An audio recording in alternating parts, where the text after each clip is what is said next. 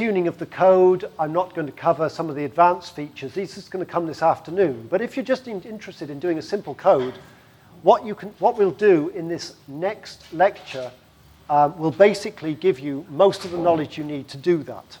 So if you're just starting, if you're just exploring, you're just learning, and you want to say, well, what should I take from today? If you take today's lecture home, this next lecture home with you, that should be the best sort of start to this. The stuff that comes afterwards, the advanced stuff, this may be stuff that goes beyond what you want to do right now, and maybe you just treat it as being more for reference now. So, as I say, I'm not going to cover the entire standard. You should have all got a little folded piece of paper that's the quick reference to the OpenACC programming model. That's not the full standard. The full standard is sort of 30-odd pages. You can go to the web page and find that if you want. But this is a very handy little quick reference.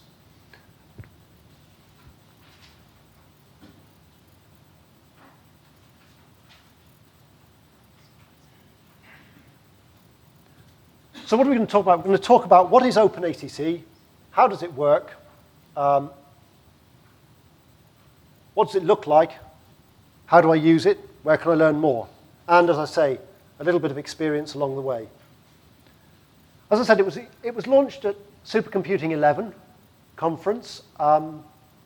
It was drawn up initially by NVIDIA and Cray and PGI and CAPS, very much driven by customer need, that they wanted something, a high-level programming model that was stable, because OpenMP development was ongoing at that point and still is.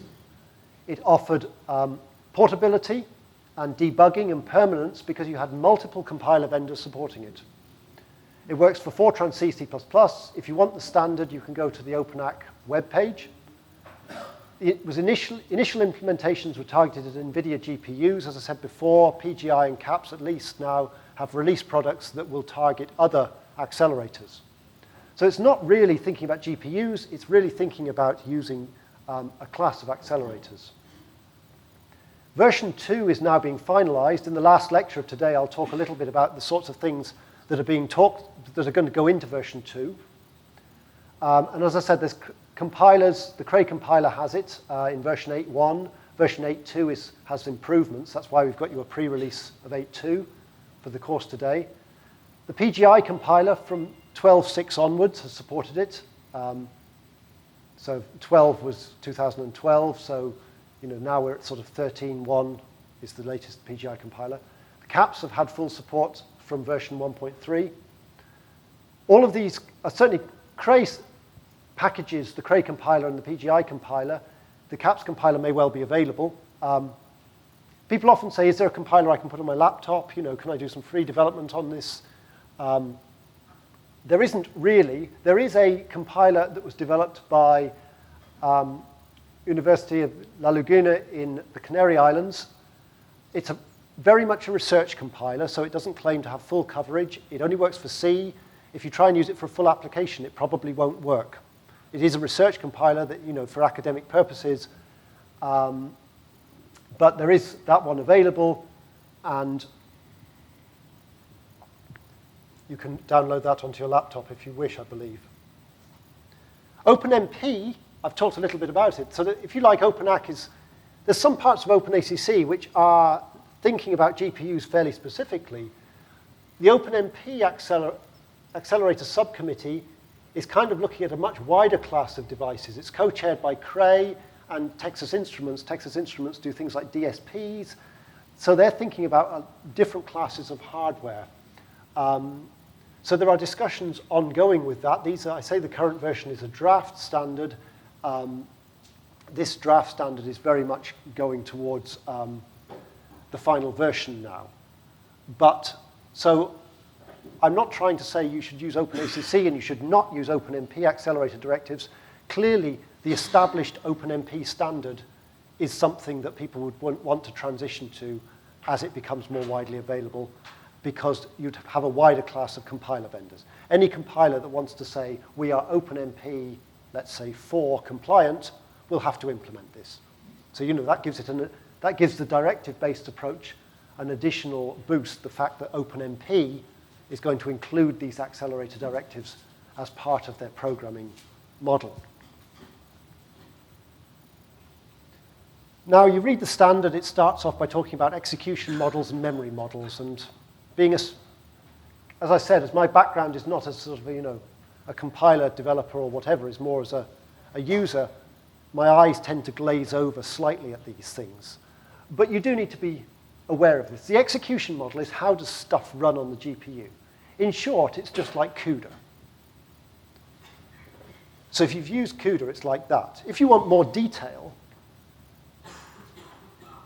the main program runs on the CPU. It doesn't run on the GPU.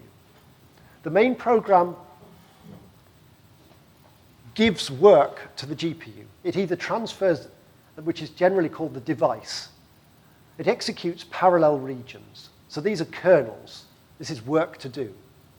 And typically, this might be a loop nest where you're splitting up the work of that loop nest amongst the threads of the GPU. The host is in charge. That does everything. It allocates memory on the GPU. It transfers data to the GPU. It sends the kernel to the GPU to execute. It queues up that stuff. It waits for it to complete. It brings the data back. It deallocates, it frees the memory on the GPU. The host is in control. It's doing all of this. This is true whether you're using OpenACC or whether you're using CUDA. It's the same hardware. It's the same model. The difference is that a lot of these tasks here, which in CUDA you would do explicitly, a lot of these are taken care of by the compiler, so you don't write these yourself. The memory model, again, it's very like CUDA. It's the same hardware after all. You've got two different memory spaces, one on the host and one on the GPU. They're different locations. They have different address spaces. Now, with modern versions of CUDA, you have, in fact, what they call a unified address space, which just means that pointers with low addresses are in CPU, pointers with high addresses are in GPU, or words to that effect. So if you look at a pointer address, you can tell whether it's a CPU one or a GPU one. But that's only the address. That hasn't unified the memory spaces. So to move data between the host and the device, you have to do it explicitly. Again, the compiler might do that for you, but it is something that has to be done by a runtime, by software. It's not done by the hardware. You don't have these data being kept in sync. The GPUs have a weak memory model. What this means is that you've got these different SMs, these different little clusters of cores, and there's no synchronization between them. They're doing things, so you can, just like you can with CUDA, you can write parallel OpenACC kernels with race conditions. It's very easy because of the way that the threads get split into thread blocks, and then the thread blocks get scheduled seemingly at random. So you can get race conditions which give inconsistent or wrong results. Compilers can help here to catch some of the errors, but not all of them. And so you have to be conscious of this. Now, with OpenACC, some of this memory movement is handled by the compiler, and that makes things easier. And things like using shared memory, using caching to try and improve performance, the compiler will do some of that as well. But you have the ability to tune this by using clauses, using hints to the compiler.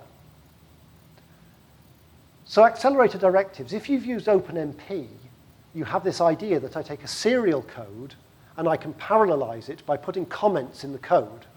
So that if I run it with a compiler that doesn't know about OpenMP, or I've told the compiler not to recognize OpenMP, all it sees are just comments, so it just ignores them. But if you switch on this extra functionality, it notices that these comments have a particular special format that give the compiler additional information to do something extra. And for OpenMP, that might be to say, split this work amongst multiple CPUs. For OpenACC, these comments are saying, split this work between the threads that are going to execute on the GPU. So the way you do this is in C or C++, like all of these comments, they start #pragma. For Fortran, they start with exclamation mark $. And they then have what they call a sentinel, which is ACC. For OpenMP, it's ONP. For OpenACC, it's ACC. Sometimes I say OpenACC, and sometimes I say OpenACC, and I'm afraid this is just because they make fun of me because I say OpenACC, and they say that this is something British or something European. Because in America, they always call it OpenACC, so I have to try and remember to say OpenACC when I'm speaking there. When I'm over here, I sometimes slip, and I will sometimes say ACC and sometimes ACC. I apologize for that. It's the same thing. It's like tomato, or ZZ top, ZZ top. It's your preference. So in C and C++, you would say you have a structured block of code, loops, for loops. You would say hash pragma ACC, and then whatever this command is that you're giving for the ACC. And it knows how long this is going to last for because you've got curly braces. For Fortran, you have ACC something, and then you usually have an end statement at the end because it's not you don't have the same block structure that you have in C and C++. You can continue the lines when they get too long. You can use capitals for Fortran if you want. In theory, your OpenACC code should be identical to the CPU, except it's got some funny comments in it that can be used to execute on the GPU. In practice, it never quite works out that way. The same as with OpenMP. You never quite manage to do it entirely identical code. So if you need to do something slightly differently when you're running on the GPU, and you've got this idea of pre-processing, and just like you have an underscore OpenMP, pre-processing macro defined when OpenMP is recognized, you have the same thing when you do OpenACC. So if you need conditional compilation, that facility is there. Oh, my arrows have slipped. Oh, let's not worry. So here's a first example. It's a Fortran example. A C example would look very much the same. This is not the sort of thing that you would... my J-loops disappeared. That's what... Yeah.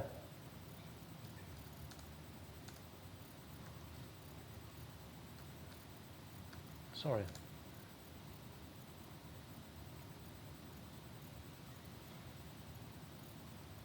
That's better. That's why I didn't move. Right. Here's a simple example. You add two arrays together and put them into a third array. If you really want to do this on the GPU as a single kernel, and that was the only thing you did on the GPU, it would be a very silly thing to do because it's extremely memory bandwidth bound. And by the time you've moved all the data to the GPU, there's just no reason to do it. But it might be part of something bigger. So you want to add two arrays and put them into a third. To put this onto the GPU, you would simply say this loop nest is a parallel loop. So you use ACC parallel loop. And then the compiler does the rest of the work. It will look at this kernel and it will say arrays A and B. Well, I only use those in a read-only capacity. So at the start of this parallel region, before I execute this kernel, I should allocate some space on the GPU for array A and for array B, and I should copy the data there from the CPU. It will need to go into an array called C. Well, C is initialized on the GPU, so at the start, I should allocate some space on the GPU, but obviously I shouldn't copy any data.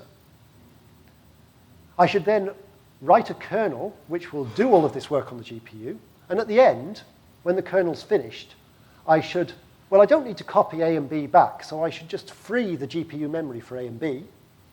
Array C, I should copy the data back to the CPU, and then I should free the GPU copy of that array C. So the host arrays, A, B, and C, have existed throughout. But whilst the GPU's been busy, the host copies of the arrays have just sat there, doing nothing. But then at the end, data is moved back or not as appropriate. To actually write the kernel, I've got all of these parallel little tasks to do. It needs to divide all of these loop iterations over the threads of the GPU. If you used OpenMP, what would happen here? It would split up just the outer J loop. If you don't use OpenMP, just ignore what I'm saying for the minute. The difference with OpenACC is it doesn't just split up the outer loop. In principle, it will split up all of the loops including the internal ones. So it'll look at all the values of I and j, and it will split these jobs up over all the threads of the GPU. Now, it doesn't, as I said before, the hardware of the GPU, threads are not all created equally. They're different. First of all, you've got this idea that a little group of threads has to execute as a vector instruction. So I've got a warp. So you have the idea that in OpenACC, when you talk about the threads that are grouped together to do the same thing at the same time in a warp as a vector instruction, that's called vector. Your thread block, well, I said you might have 256 threads in your thread block, and that's split up into a number of warps. So in OpenACC, there's actually a term for the group of warps that you need. So you need 8 warps of 32 to give you 256 threads. And so you have this concept of worker, which is a worker is a warp. It's something that's going to execute using a set of vector instructions. And within that, there are threads that make up the vector inside that warp. There are 8 warps if you have 256 threads in your thread block in CUDA. And then you have thread blocks, which are going to execute on different SMs in a very unpredictable manner. Those are called thread blocks in CUDA. They're called gangs in OpenACC. Now, if you're doing CUDA and you have to split up the number of iterations between your threads in your thread block, you have to make sure that you don't overrun at the end because the number of iterations doesn't quite divide the thread block size. The compiler takes care of all of that. It makes a default decision on how many threads per block to use in CUDA language, and it also will decide for you how many thread blocks to use. Again, these are the sorts of things that you'd have to do manually in CUDA, even if you didn't care about the performance. You've still got to make a decision on what they are. There's a default decision made. Caching. Should you use shared memory to stage, reuse data? Should you do this explicitly? In CUDA, you might do writing this. You wouldn't for this. It's just such a silly example. But for something else, you might. A stencil, a finite difference. The compiler will do some of that. And then what you can do is you can step in and say, well, actually, you should have made a different decision. So you've got what's called clauses, which you add to the directives, extra information, where you need to. But there is a default behavior. So let's look at the first program then. And again, you wouldn't do this on GPU, but if you did, this is what you would do. You're going to take an array, A. It's going to be initialized. You're then going to double the values in the array, and that's it. So what would you do? Well, you've got 2 loop nests. Each of those should execute on the GPU. So you would say each of them ACC parallel loop. The compiler's not going to go in and auto-accelerate. You can't just say auto-accelerate this code and not put any directives in. You have to say, I want this loop to be parallel. So the compiler here will create 2 kernels. The first one will do the initialization.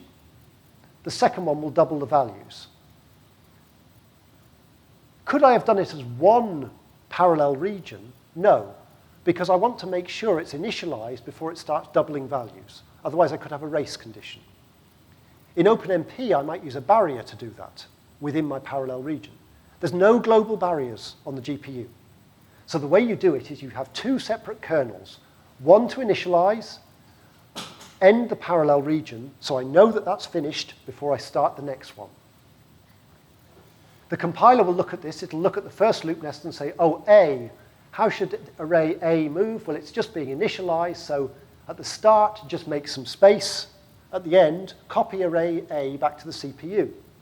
For the second kernel, it'll say, yes, right, well, I need the values of A, so I'll copy them back to the GPU. I'll double the values, and then the result has changed, so it should go back to the CPU. And of course, this code will work on the CPU. It's not a very good code. It's not very good because we've moved this array A at the end of the first kernel to the CPU, and then immediately taken it back to the GPU unchanged, which is, and we said data transfers are the real bottleneck when you're doing GPU ports.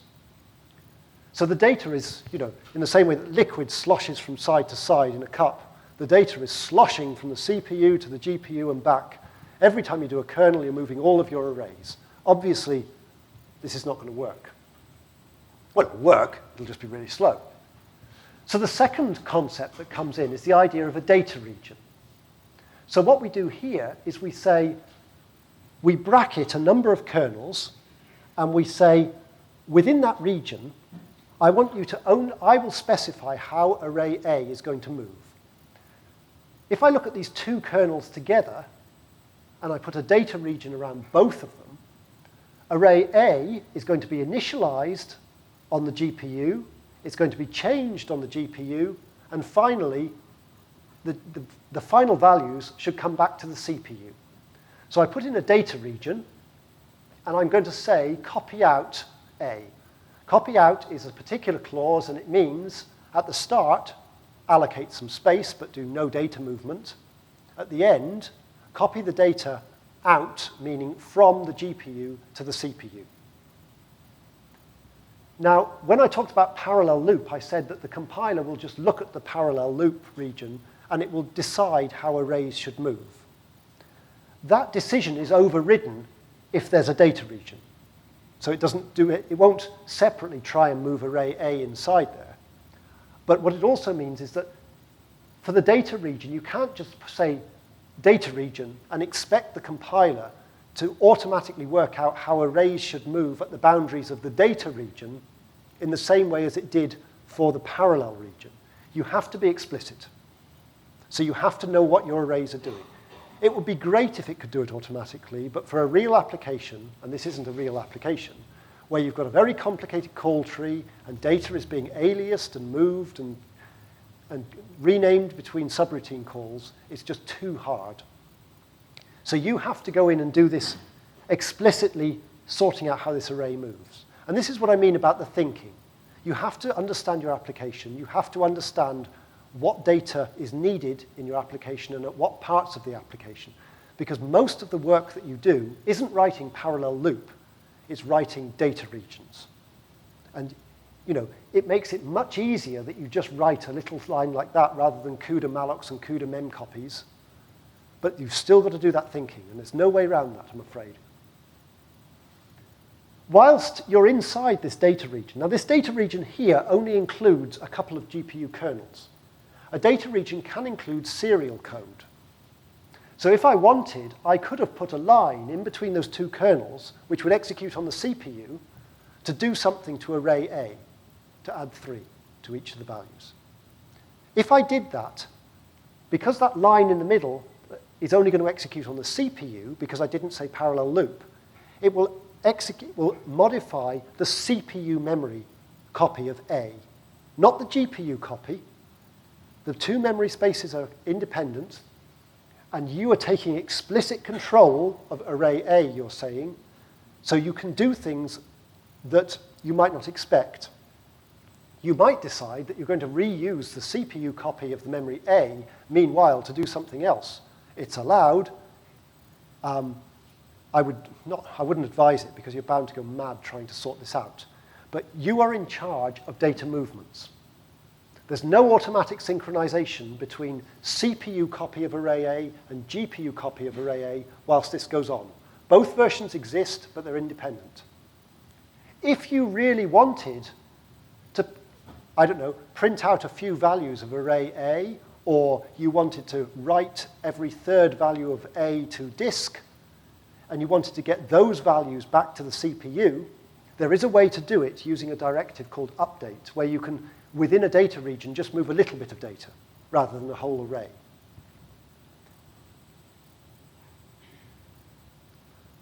So you have the concept of parallel loop, you have the concept of data region. And the first example, really, that's all you need to do with that. I mean, are there any questions on that?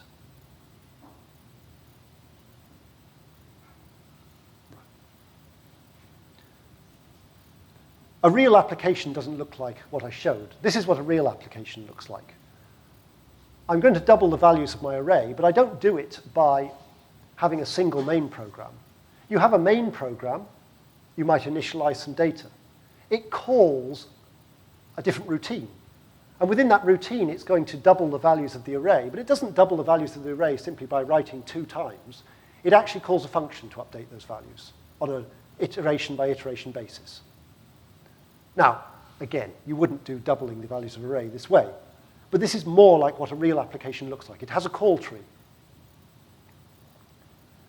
So how does this work? Well, what we do now is, if you look at the main program, it looks very similar. We have this idea of a data region, same as before. The data region includes here a kernel, but it also includes some scalar code that executes on the CPU, and that's a call to a subroutine. Now, when we get to the subroutine, we want to double the values of the array, but the array is already on the GPU. So how do we say, the array is already on the GPU, please use that version. Don't do data copying when you see parallel loop over there, because you're within a data region, logically, even if you're not sitting in the same main program. The data region spans the call to the subroutine. So you say, you add a clause here which says present, and it says, this array B is actually already on the GPU. So you should execute this kernel using that array in the GPU memory and do no data copy. At the end, just leave it in the GPU memory because I'll do something else with it later. So I say present B, I call it B because that's what I'm calling the passed array within this subroutine. I have a parallel loop because I want to do this operation on the GPU, and I make a function call. Now, at the moment, the way this works is that the compiler will inline that function call because it's within the parallel region. That's an implementation thing. Up until Kepler, you certainly couldn't do subroutine calls within CUDA kernels, for instance, function calls. There are ways to get around this now, but in general, if that is not available, what will happen is the compiler will inline this. But the point is, because the compiler is doing the inlining and you're not, you are preserving the call tree of your program. And that's important. You don't want to go to the GPU. You don't want to have to flatten the entire call tree and end up with one massive main program just to be able to use OpenACC. That's not going to work. People don't want to destroy their application. That's the whole idea of directives.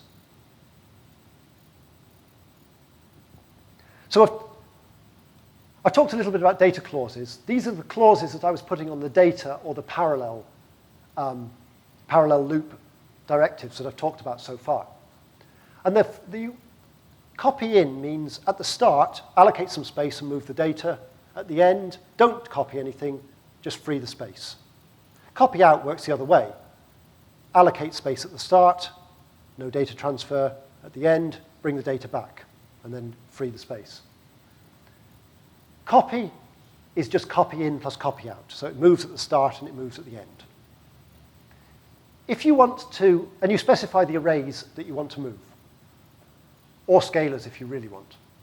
If you want to only send a slice of an array, a contiguous slice, you can do that using subsection notation. So for Fortran, you just use the familiar Fortran 90 array syntax. So if you want to send the first n elements, you do a brackets 1 colon n inside your copy clause. For C and C++, confusingly, they use something that looks the same but isn't. So if you want to send the first n elements of a C array, it's start colon length. So you don't do 0 colon n minus 1, you do 0 colon n. And it doesn't matter if you're using Fortran or C, you just get used to it. The problem comes when you're trying to flip between the two, and then you always get confused. So my advice is don't make mistakes. Be careful. Less flippantly, how could you find such a mistake? Well, there's a way to use the profiler and runtime commentary to find out how much data is moved at the start and end of a kernel and what that array was called. And so you start going through that and you start looking in that commentary that comes out, that I'll talk about later, to diagnose where you made the problem. Non-contiguous array slices are, they're not universally supported. Where they are supported, they don't give good performance. So in my previous example that I showed, the data I actually need on the GPU is I from 2 to n minus 1 and j from 1 to n. That's a non-contiguous slice of memory. I goes fastest in Fortran. So it's miss 1, a block of data, miss 1, a block of data, miss 1, because I'm not doing I is 1 and I is n. I'm assuming the arrays are n by n here. So you could say, well, for efficiency, since the GPU transfers are so slow, would it be better to do to send just the data I need? And the answer here is no.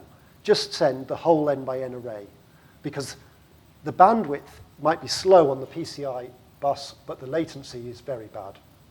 And the more separate transfers to do, the more you pay that latency cost.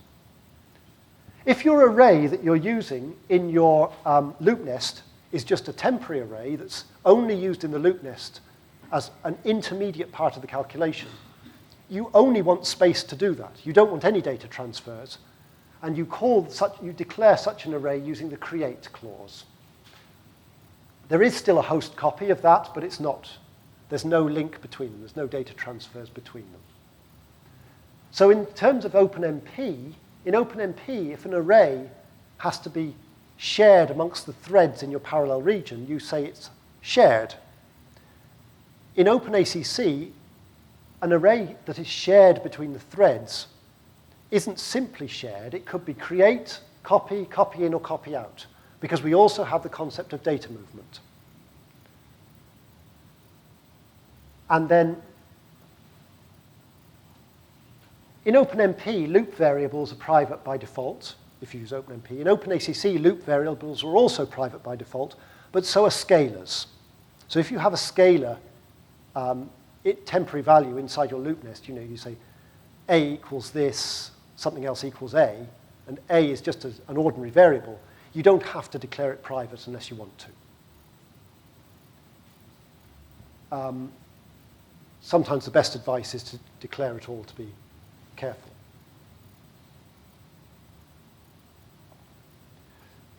Now, all of that is fine, but when I was talking about the data regions, I was saying you have a data region, and then you want to make sure that the data is already on the GPU and only use that version. So what can you do? Well, there's two ways. One way is just say present.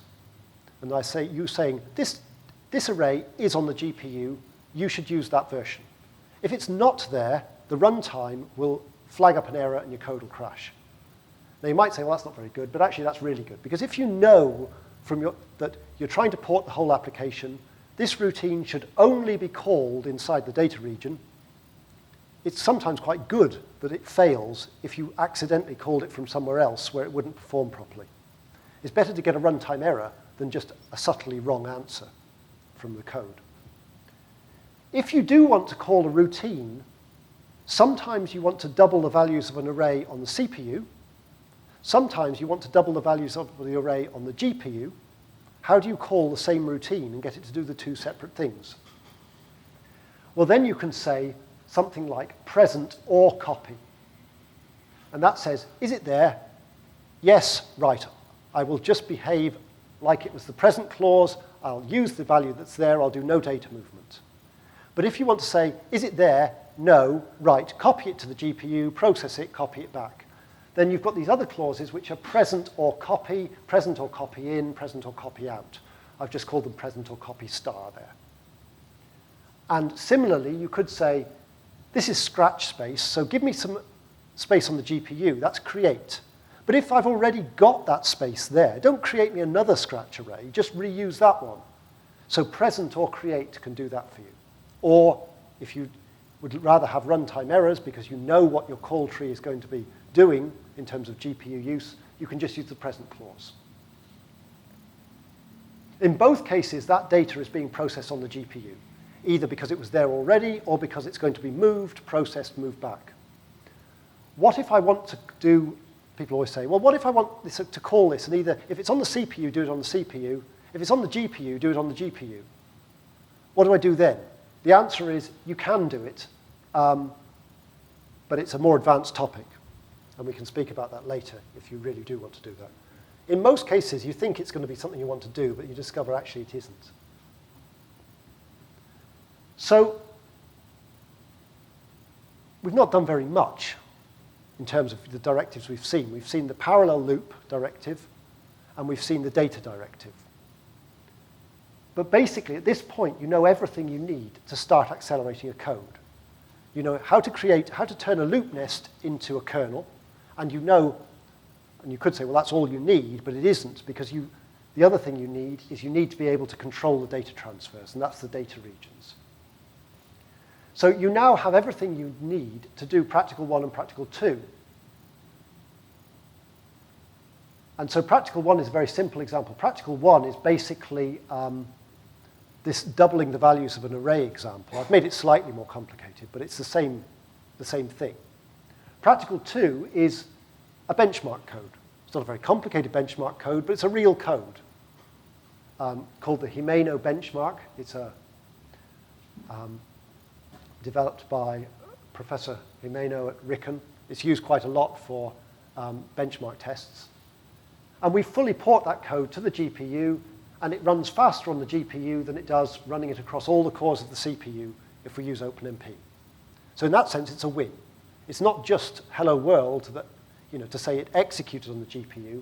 We can actually make it run faster on the GPU using just what we've covered. Yes, there's a lot of tuning you can do over and above that, and not all codes are as simple as Practical 2, but nonetheless, I always find it quite amazing that with very little intervention, you can actually beat the CPU. And beat it properly, not faster than one core, but faster than all the cores working together. Nonetheless, so if you want to, you could go away and do Practical 1, Practical 2 now and do nothing more, but it is worth talking a little bit. I mean, I'm going to talk about more advanced topics. Very quickly, you'll find that you start to need a little bit more information than what I've said so far. The first thing is, you've got a loop nest. Your loop nest has got lots of iterations in your I loop, your J loop, your K loop, whatever. These loop nests, the compiler will divide these loop nests, these loop iterations up over the hardware. Sometimes the decision that it makes is not optimal. Usually this is because it gets cautious and it says, oh, I'm not sure, because of the pointers or whatever, I'm not sure that these loop iterations in this inner loop really are independent. So I'm not sure I can vectorize that inner loop. I'm not sure I can split it across the threads within a warp. So the compiler is very good. It does tend to give you the right answers. It's cautious. Generally, you need to step in and say, you've been overcautious here. Actually, you could have done that. So you have clauses that you can use to tune the loop scheduling. Generally, in OpenACC, certainly in the way the Cray compiler implements it, it will tend to split the loop iterations according to the loop. The I loop tends to be split over vector. The J loop, it can do different things with. It's either split over worker or it's done sequentially. The K loop is split over thread blocks. It tends to be very hierarchical in that sense. It maps the loop structure you've got onto the threads of the GPU. It doesn't have to do that. It's just the implementation. Just as with OpenMP, you've got the idea of collapse, where you can, if you've got two loops that don't have a very high trip count, low trip counts are bad for GPUs. GPUs love lots of work. If you give them too little work, you just end up using a tiny fraction of the cores, and an individual core on a GPU is not very fast. What's fast about a GPU is there's so many of them. So you've got to use them all. So sometimes this loop-based scheduling, if you've got, 3 loops with a trip count of 100, you've got 100 threads per block maybe, you've got 100 thread blocks, and then you've got 100 iterations that maybe are being done sequentially by the threads within a kernel. That's not very good. If you collapsed it all into one big, long iteration space and partitioned that, you can get better performance. So the collapse clause is used very much like you would for OpenMP. And we'll talk a little bit about that in a later lecture. And sometimes you can just say, well, actually, I know it looks like a loop nest, but really just this outer loop, just schedule that outer loop over the threads and let each thread, each thread for its K value, it'll do all the I values and all the J values. Just partition this outer loop. And so you can step in and do that sort of decision by using this loop clause, which is where you can say, this particular loop should be treated in this special way. And we'll have a few examples of that later. How many threads per block should you use? That's what you specify in CUDA. That can change the performance. How many thread blocks should you use?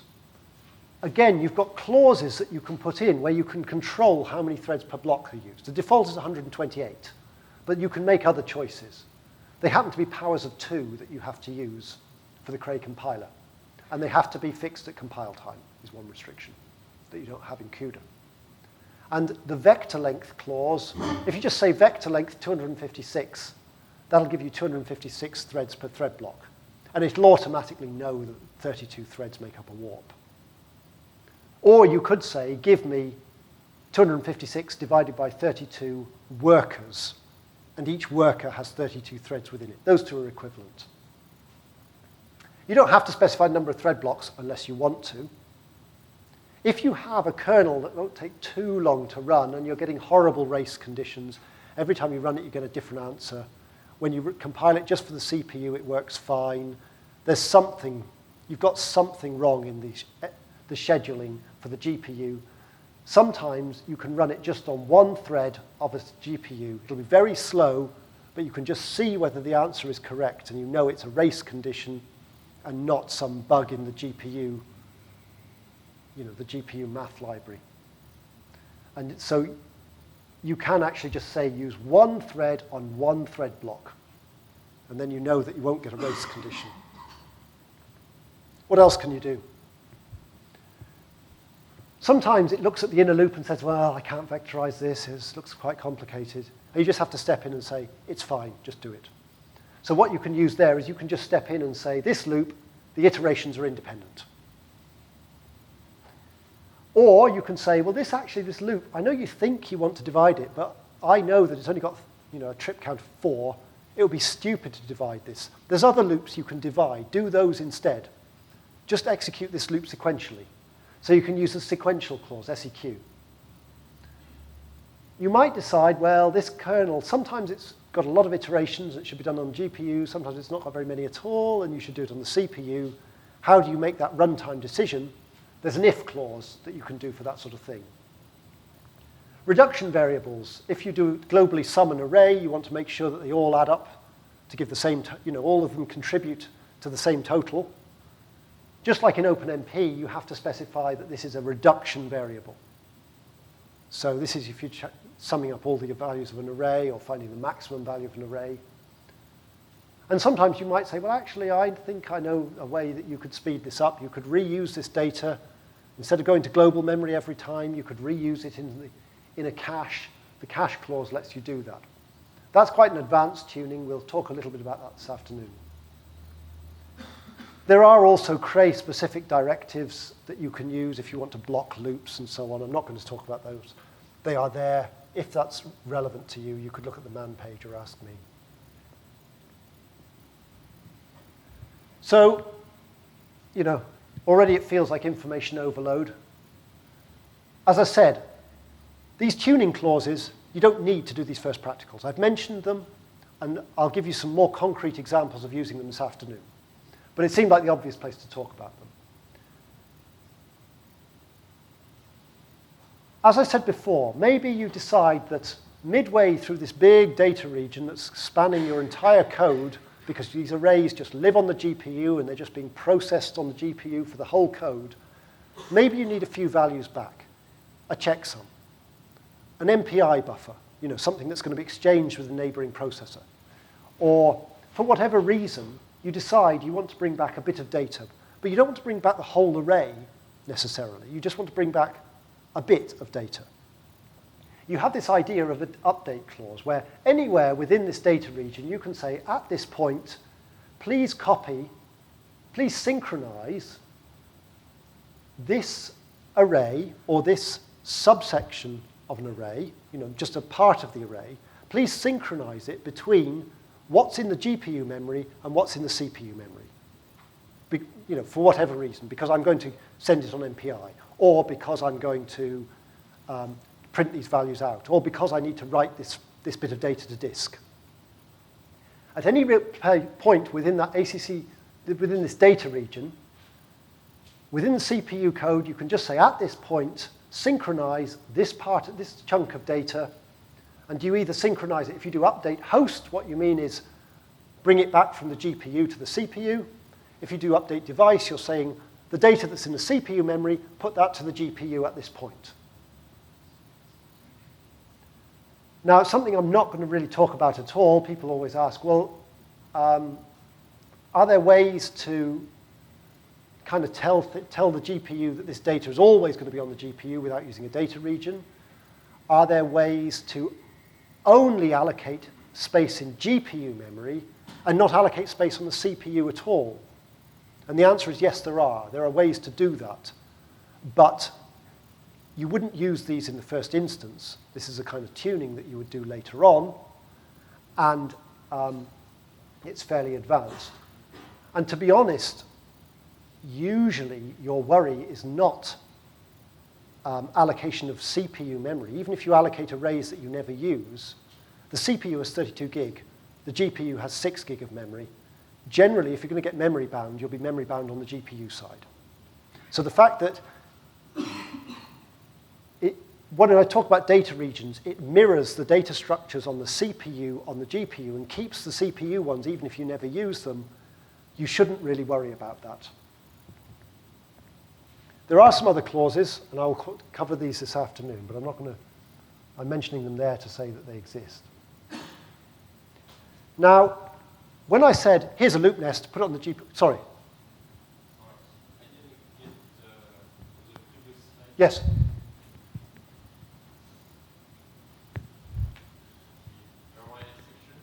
Yes. Assuming that these were n by n arrays, the second one is a huge chunk of memory that's all contiguous, because in Fortran, the left index goes fastest. So I'm taking take all this stripe, and all the next stripe, and all the next stripe, and all the next stripe, and all the next stripe together. Just miss off the first stripe, and miss off the last stripe. Whereas the one that's... Have I got these the wrong way? I've got these the wrong way around, haven't I? Again.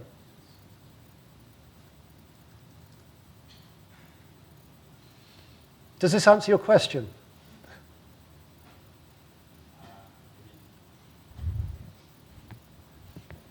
The one on the right is okay, because I say all these blocks of memory, this array, which is, you think of as stripes, a set of stripes, is actually one big long line in memory.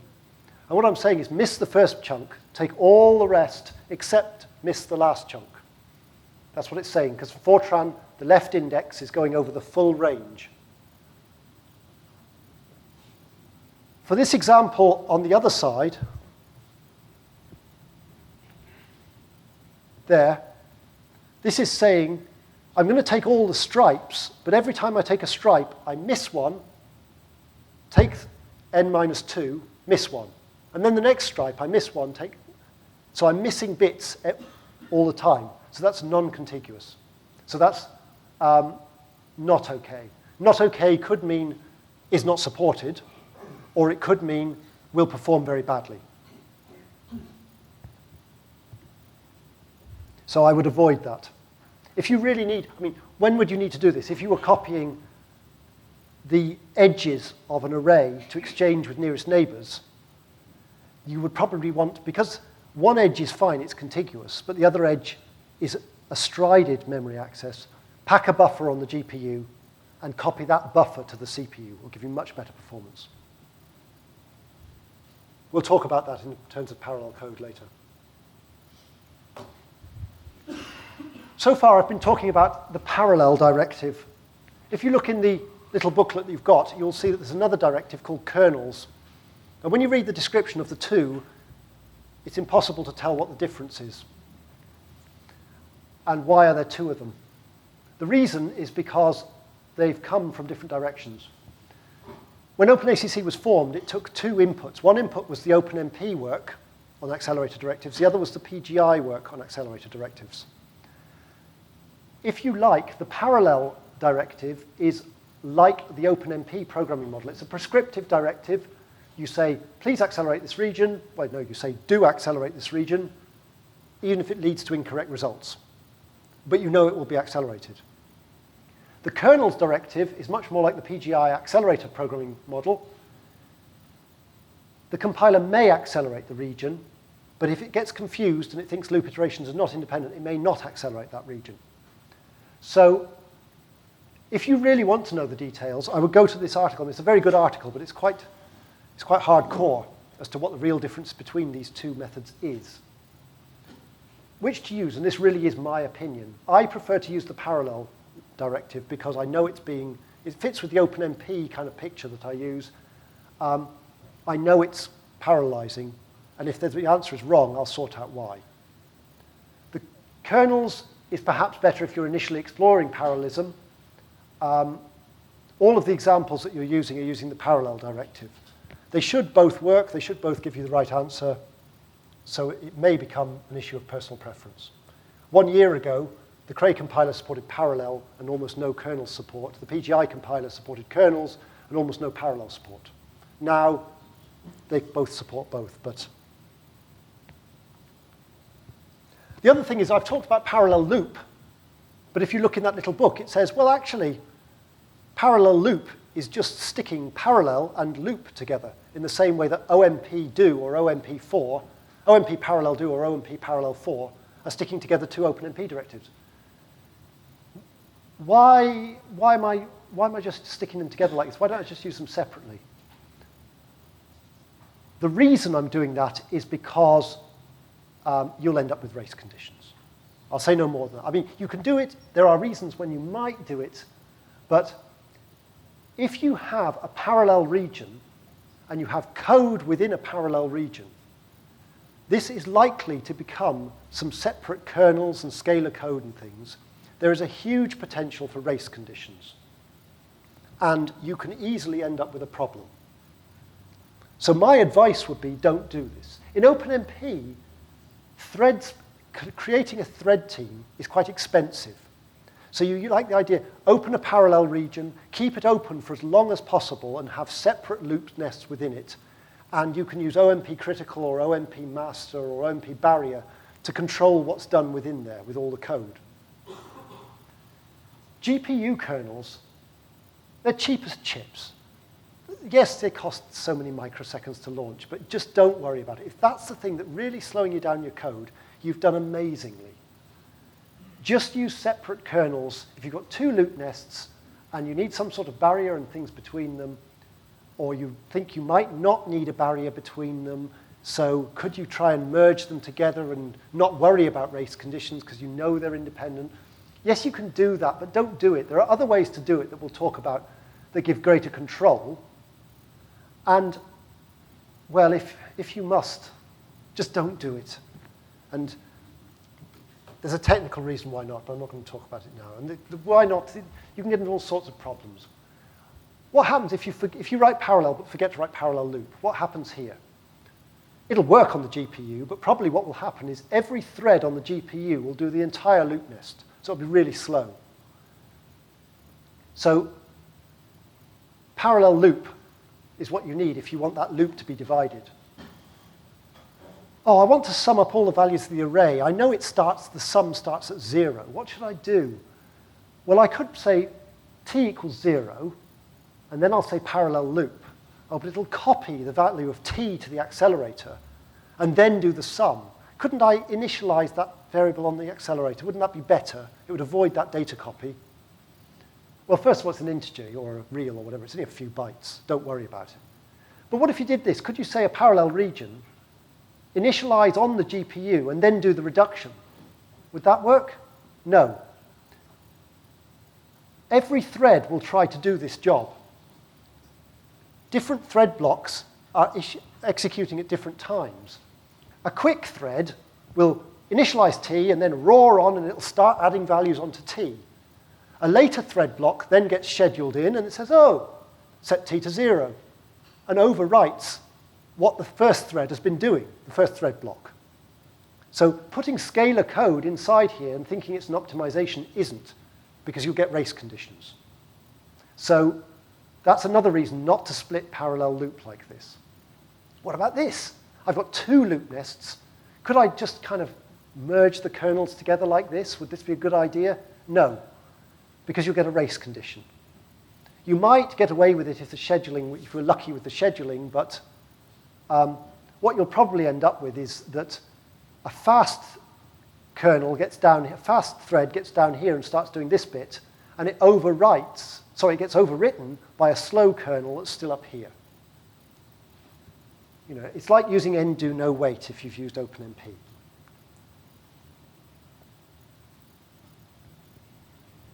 Other problems you can get. When might you want to split it? Well, there are times, but the point here is that these are all ways of adding up the values of this array, and 2 of them are wrong. And they'll execute, but they'll give the wrong answer. I'm not going to dwell on the details of this here, because I'm saying don't do the split.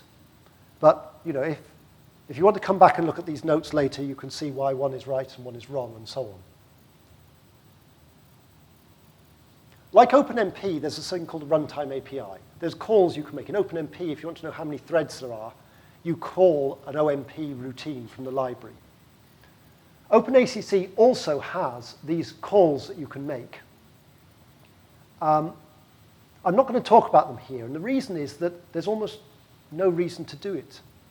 Unless you're doing something very advanced, or something that's not supported on the Cray systems, like trying to mix loads of different accelerator types all attached to one node, there is no need to use this API. So I will mention it at the end, but for most codes, you just don't need it. You don't need to initialize the accelerator. The Cray runtime does that for you, and all these sorts of things. Where could you learn more? Again, this is for reference. There's the standard and the quick guide. There are discussion lists where you can learn more. You can contact me. There's man pages. There's 2 man pages that deal with OpenACC. This kind of talks about the language, the programming model.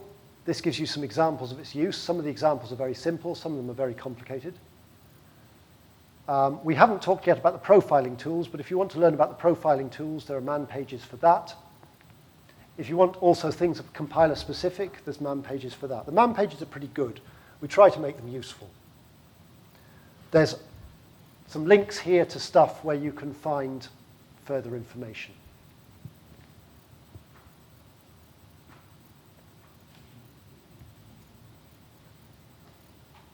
So you probably do feel it's information overload. So kind of, if we go back, what do you need to know? You need to know about the idea of parallel loop, which means this loop nest is going to go on the GPU, please. Split the work up and do it. And the other thing you need is you have to have the concept of a data region, because you have to be able to say, I don't want these arrays moving every time at the start and end of every kernel. The data region lets you control that. Beyond that, you start to get into the more tuning things. I've got a lot more examples this afternoon of that sort of thing. But to just get going, and like I say, without any of that, this scalar Hamino code ran faster than on the CPU. So what's in this lecture should give you the grounding to get started. Are there any questions?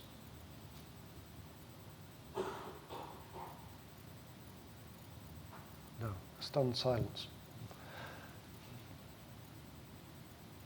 Please do, come and grab me, ask whatever questions you like.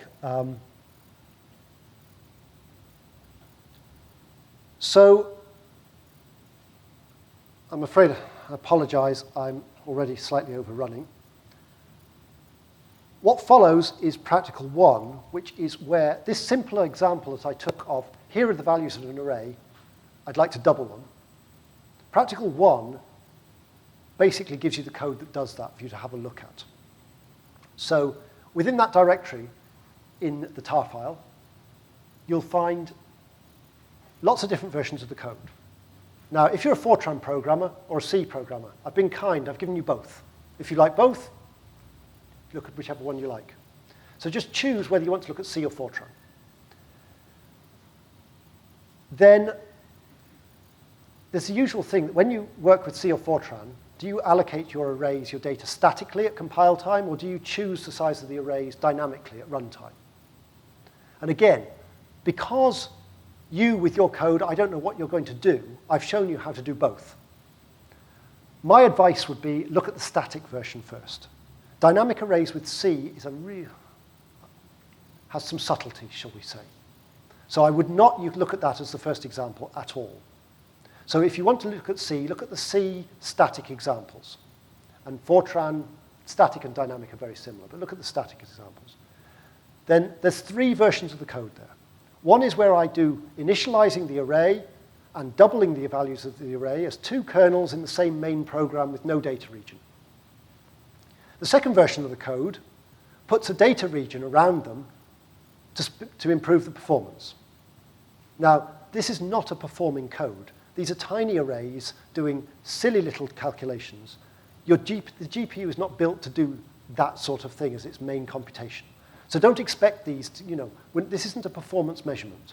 It's looking at how you use OpenACC. Version 2 has a data region in the main program. In version 3, what happens is, well, I think I've labeled them 0, 1, and 2. In the final version, I'm calling a subprogram that's going to do the doubling using a function. So it's mirroring what I was talking about, where you're starting to build up a call tree. So there's these 3 different values, so it's going to initialize the array and double the values. It's a multi-dimensional array. Why is it a multi-dimensional array? Because I talked before about how OpenACC, OpenACC schedules across the GPU based on the loops. So if I just use a one-dimensional array, you don't see that. So what should you do? By looking at a 3-dimensional one, you can start to see what decisions it's taking. So if you want, you could rewrite these yourself. If you want to use them, there's a README file. If you look in the README file, it explains how to build and run the code. And I've automated it quite a lot. If you don't like the automation and want to do it all yourself, okay, that's your decision. There's instructions at the end for how to do that. So what you're looking for here is not performance. What you're looking for here is that the code executed on the GPU and gave the right result. It's calculating a checksum of the array at the end just to make sure the result was correct. So as I say, choose F static or C static. Those explain the README. Try version 0, version 1, version 2. See that they run, see that the answer is correct. Look at the code, see what the differences are. And then also, look at the compiler feedback. When you build it, it will create a .lst file. Open that file up. It's just a text file, so just open it up in Emacs or VI or whatever, and just look at what it's saying in there and how it's putting things onto the GPU. And see, we'll talk about that again. I'm going to go through an example in the lectures, but you can get a bit of a flavor for the sort of information you get from the GPU and how that changes as you put in this data region. So, everybody's got the practicals, have they? Okay, right. Well, since we're already going so late, you may as well start that and then